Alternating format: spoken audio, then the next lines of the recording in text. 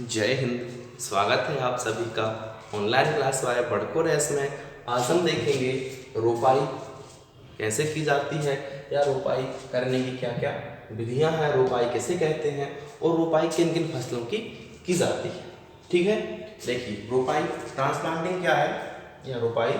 ठीक,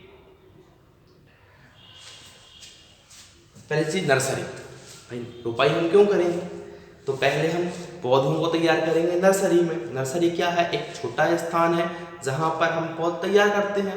बीज से, पौधरोपण सामग्री से हम पौधों का निर्माण करते हैं और उस पौधे को हम उस जगह पे रोपित कर देते हैं। ठीक है, तो वो कहलाती है रोपाई। पहले हमने पौधों को एक नर्सरी बेड पे हमने पौधे बनाए और उन पौधों को एक स्थान से दूसरे स्थान पर जाके हमने लगा दिया, वो रोपाई कहलाती है। ठीक है, वहाँ पे क्या करता है, वहाँ पे पौधा अधिक उपज या जिस उद्देश्य के लिए उसे लगाया गया है वहाँ उसकी पूर्ति की जाती है। ठीक है ना, रोपाई वह प्रक्रिया है जिसमें एक बीज को नर्सरी बेड से उखाड़कर या एक स्थायी स्थान पर रोपित कर दिया जाता है, लगा दिया जाता है, जहाँ पर उससे हमें उपज प्राप्त होती है। समझ गए ना भाई, नर्सरी से हम पौधे को दूसरी जगह पे स्थानांतरित कर देंगे, लगा देंगे। ठीक है ना, नर्सरी पढ़ चुके हम पहले भी। नर्सरी क्या होता है, छोटा स्थान होता है, वहाँ हमने पौधों को निर्माण किया, तैयार किया, उनको हमने दूसरी जगह पे रोपित कर दिया जहाँ पे वो अच्छा उत्पादन दे सकते हैं। ठीक है, ऐसा उन फसलों में होता है जो फसलें क्या होती हैं, दूसरी जड़ बनाने में सक्षम होती हैं। सब फसलों में रोपाई नहीं की जाती है, ऐसी फसलें जो द्वितीयक जड़ बनाने में सक्षम होती हैं, दूसरी जड़ बनाने में सक्षम होती हैं, उन्हीं फसलों की हम रोपाई करते हैं। जैसे एक परिवार होता है सब्जियों का, सोलेसी परिवार।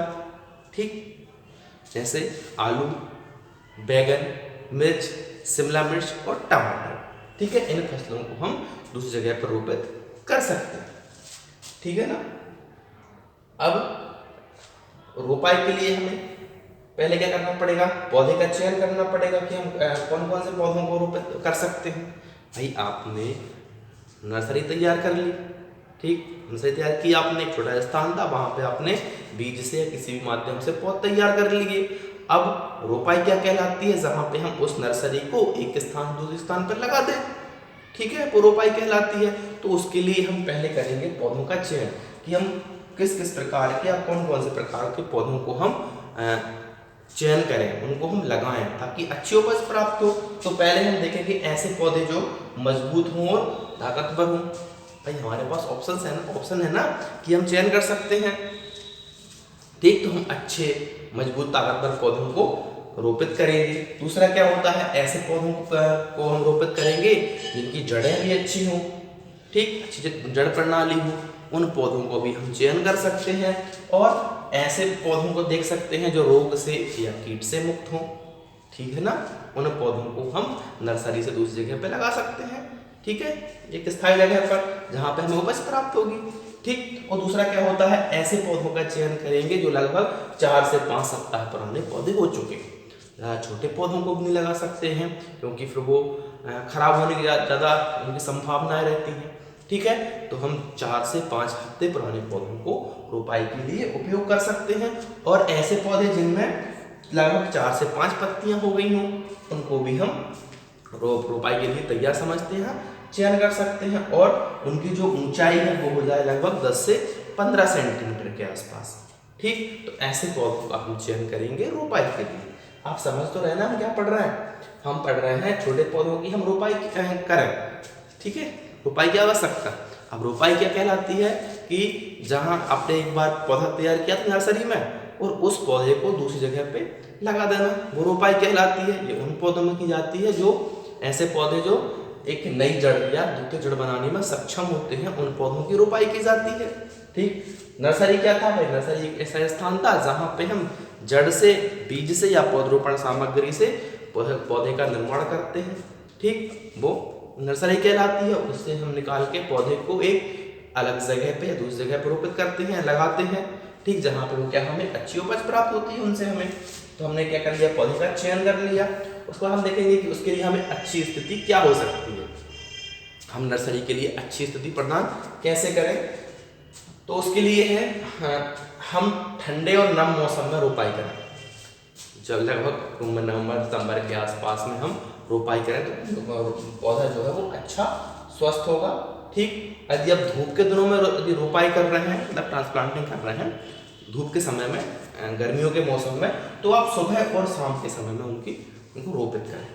ठीक, आगे आता है उनके लिए आदर्श स्थान क्या होगा। स्थान का चयन जरूरी है ना रोपाई के लिए, हमें अच्छी उपज प्राप्त करनी है ना, तो हमने पहले पौधों का चयन कर लिया, समय का चयन कर लिया, अब उसके लिए अच्छा स्थान भी देखेंगे। स्थान का चयन तो हम पहले क्या करेंगे, जहाँ हमने नर्सरी तैयार की थी ना, उसमें हम पहले सिंचाई कर देंगे। सिंचाई करने के बाद उनको पौधों को निकाल लेंगे खुरपी की सहायता से, फावड़े की सहायता से। निकालने के बाद जिस फील्ड में हमको रोपाई करनी है, वहाँ पर हम फिर खुरपी से या फावड़े की सहायता से मुख्य खेत में छोटे छोटे गड्ढे बना देंगे।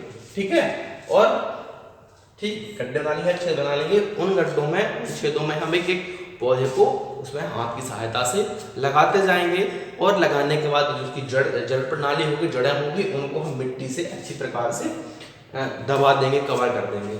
ठीक है, कवर करने के बाद हम हजारा की सहायता से वहाँ पे पानी देते रहेंगे, सिंचाई कर देंगे। ठीक, और इसके बाद हम लगातार 2 से 3 दिन के अंतराल पर मिट्टी की आवश्यकता या मिट्टी को आधार मानते हुए हम वहाँ पे सिंचाई करते रहेंगे। हो गई ना रोपाई। क्या किया था हमने, पहले मुख्य खेत में गड्ढे बनाए, छेद किए, और उन गड्ढों में हमने एक एक पौधे को हाथ की सहायता से लगा दिया। ठीक, और लगाने के बाद जो है उसकी जड़ों को हमने मिट्टी से कवर कर दिया। कवर करने के बाद हमने उसमें सिंचाई कर दी। ठीक, वो हो गई आपकी रोपाई। आगे देखें, रोपाई का समय, हमें किस किस समय पर रोपाई करनी चाहिए, अच्छा समय क्या माना था रोपाई के लिए। ठीक, देखिए जो हम सब्जियां पढ़ रहे हैं ना, सोयाबीन परिवार की सब्जियां, ये अधिकतर जो है वो गर्म फसलें होती हैं, गर्म मौसम की फसलें होती हैं। ठीक, इन्हें हम लगभग भारत के सभी क्षेत्रों में उगा सकते हैं। सर्दियों के मौसम में भी उगा सकते हैं और गर्मियों के मौसम में भी उगा सकते हैं। ठीक है ना।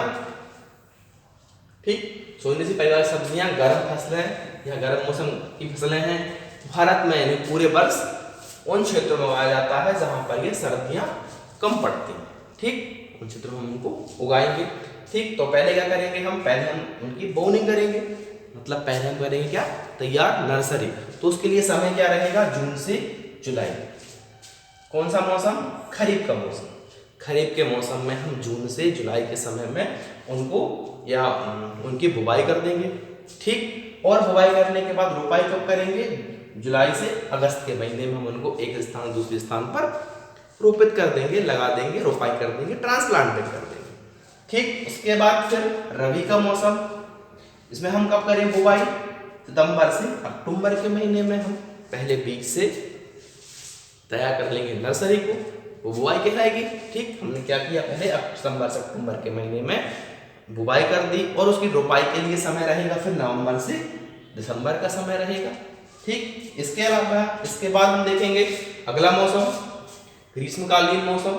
इसके लिए क्या होगा, ग्रीष्मकालीन के लिए बुवाई हम करेंगे कब, जनवरी और फरवरी के महीनों में, और रोपाई कर देंगे फरवरी और मार्च के महीने में। ठीक, आप समझ रहे हैं ना आप, पहले हम फसलों की बुवाई करेंगे, और जब वो लगभग 30 से 35 दिन के आसपास की हो जाएगी, तब उनको एक स्थान से दूसरे स्थान पर लगा देंगे, वो रोपाई कहलाती है। ठीक है, अब इसके लिए हम क्या क्या सावधानियां बरतेंगे, फिर रोपाई करने के लिए हम क्या क्या सावधानियों या किन किन बातों का ध्यान रखेंगे। तो सबसे पहले जिस खेत में आपने नर्सरी तैयार की हुई है, उसमें पहले सिंचाई कर देंगे। ठीक, सिंचाई करने के लिए सब सुविधा रहती है। ठीक है ना, तो जहाँ हमने नर्सरी तैयार की है और लगभग वो पौध जो है वो 1 माह की हो चुकी है, अब हमें रोपाई करनी है उसकी, तो पहले हम उस नर्सरी में सिंचाई कर देंगे। ठीक, सिंचाई करने के बाद उनको हम निकालेंगे, और जो बंडल हैं उन बंडलों को हम बांध के रखेंगे। ठीक है, ताकि आपकी जो पौधा वो खराब ना हो पाए। तो हम एक खेत से दूसरे खेत ले जाने के लिए उन बंडलों को अच्छी प्रकार से बांध लेंगे, पैकिंग कर लेंगे। ठीक, और ऐसे स्थान पे ना रखेंगे उनको जहाँ पे डायरेक्ट धूप आती हो।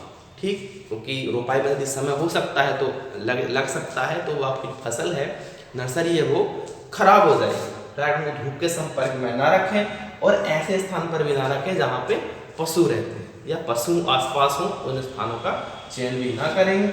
और रोपाई से पहले उनका उपचार कर दें, कीटनाशक से, फफूंदनाशक से उनका उपचार कर दें, ताकि उनमें आगे जाके कोई रोग और कीट जल्दी से आक्रमण न कर सके, और समय समय पर उनकी हम सिंचाई भी करते रहें। ठीक, धन्यवाद।